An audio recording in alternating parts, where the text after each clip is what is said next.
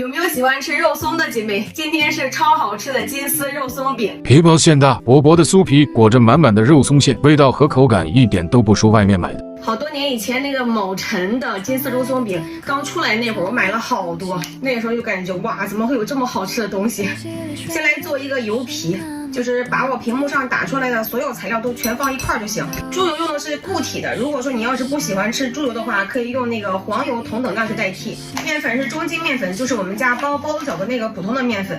这个量是可以做12个的，来點糖，為了讓它顏色能更像一點，稍微加一點南瓜粉。現在室溫比較高，這個水用的是冰水，上手來揉成團兒。成團了以後，就像洗衣服一樣，反覆的去揉它，揉一會兒再摔一會兒。最後這個麵團就是一個非常光滑的狀態，而且這個油皮摸起來它是非常軟的。再來準備油酥，豬油加上低筋麵粉攪勻就可以了，別用手，就用刮刀來給它攪。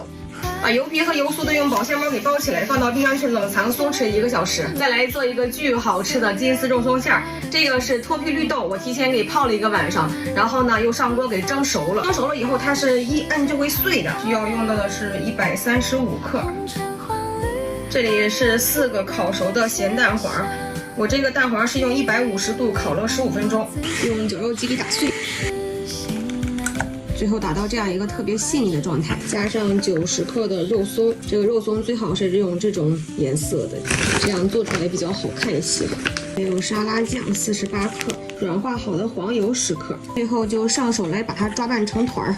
看最後這個肉鬆餡的狀態，這就很難不好吃呀。把餡料來平均分成12份，團成球。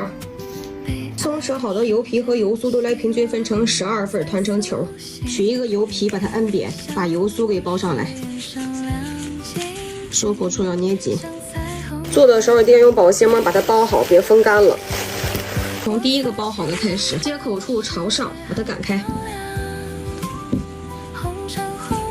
從上到下捲起來。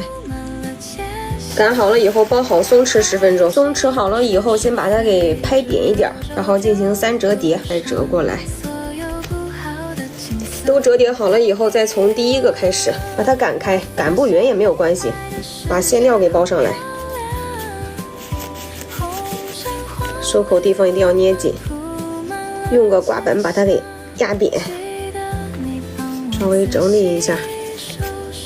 烤的時候上面可以來蓋一張油布，上面再放一個烤盤，這樣的話就不用翻面烤了。烤箱提前預熱，放到中下層，上管190，下管180，25到30分鐘。這樣看跟買的還挺像的。每一個都是薄皮大餡，簡直香迷糊了。姐妹們趕緊去試試吧。